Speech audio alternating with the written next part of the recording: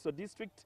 And we know very well that as the Ministry of Education and Sports has plans for the opening of schools in a phased manner, the President in his address gave a leeway to tertiary institutions that can have their lessons virtually.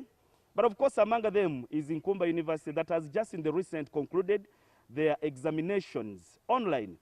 As this happens, of course, they have already issued out a circular when they will be resuming their lectures on the 30th of August.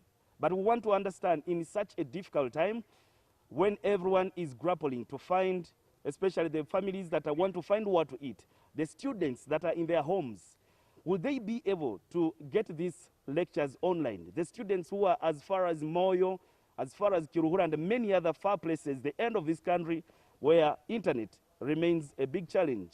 To discuss more of this, I am joined by the acting Vice Chancellor from Nkumba University, Professor Jude Lubeka, this beautiful morning, to just make us understand. And Professor, welcome to Morning at 10 TV. Good morning to you. Good morning, viewers. Make us understand, you just concluded your examinations online. Can you confirm to us that all the students attended the examinations? Thank you for that question. I must say that majority of the students did do the exams. We had what we call the open book online exams. And I must say more than 85% were able to do the exams. And a few of them were unable to do the exams due to problems related to internet connectivity and the like. However, such students who were unable to do the exams still have an opportunity to do the exams when the time is right. For example, when we've been opened up to come and do them physically, or they can still as well request through their deans for the exams to be undertaken when they are ready. Professor, you were talking about examinations, and we know very well some of them are practical in nature. How were they done, the practical examinations?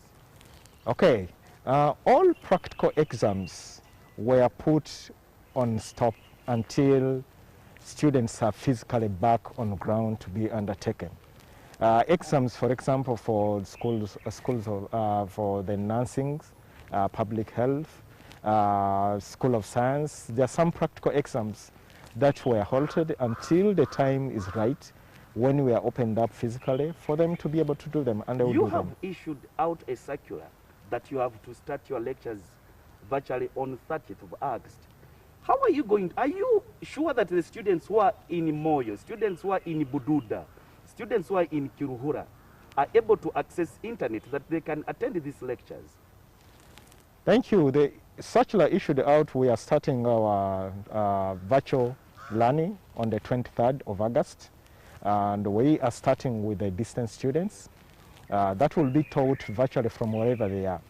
These students will be able to, some of the students will be able to access the learning. We already subscribed with EDROM. EDROM is across the entire country. And this is provided by Renew, our service provider for internet connection, to all students and staff. As long as they have their email address, they can be able to log into the Wi-Fi of EDROM and be able to access internet connection. However, all our lectures that are taught virtually, they are also recorded. So any student who can miss the live session can go a recorded one. Yes, and be able to receive the actual training. In the similar way, I will ask a question. What about the practical ones? Yes, the practical ones, some of the practical ones we've been able to acquire what we call simulators, where students can be able to go through the simulations and see exactly the practical session they will be having in a physical laboratory. So we are taking on several simulator packages that are going to support us in that. And those particular ones where we do not have simulators, we shall also hold the practicals until the time. Professor, many institutions have been asking government to engage the telecom companies, that at such a difficult time they can have data rates reduction so that students are able to access online, lessons. What is your take on this as a university? Our take, we actually supporting the rest of the other universities. I think internet has become a basic need now, especially within these very trying times. If students are going to be able to go back to school virtually, they need internet. And therefore, telecoms have to do a lot in reducing the charges so that the students and teachers can be able to deliver on their course. So we totally support them. And actually, we as vice chancellors, we are also pushing it through the Vice Chancellor's Forum so that we get this done. We just need reductions on the internet.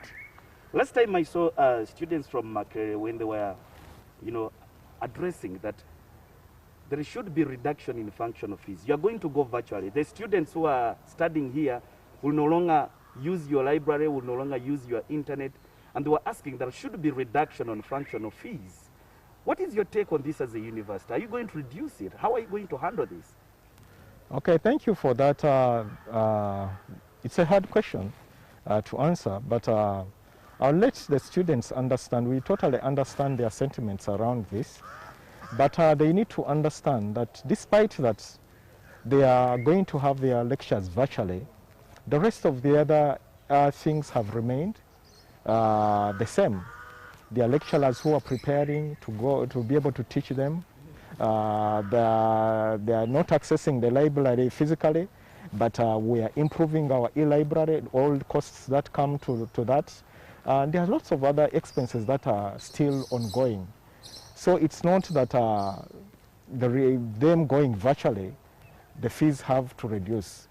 But all the same, we are still engaging different stakeholders to see the way forward.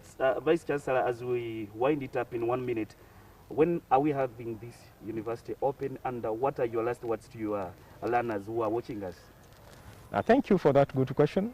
Yeah, we are having the university open on the 23rd of August, and we will start with the distance students, teach them for 1 week, and thereafter we shall open it up to all continuing students.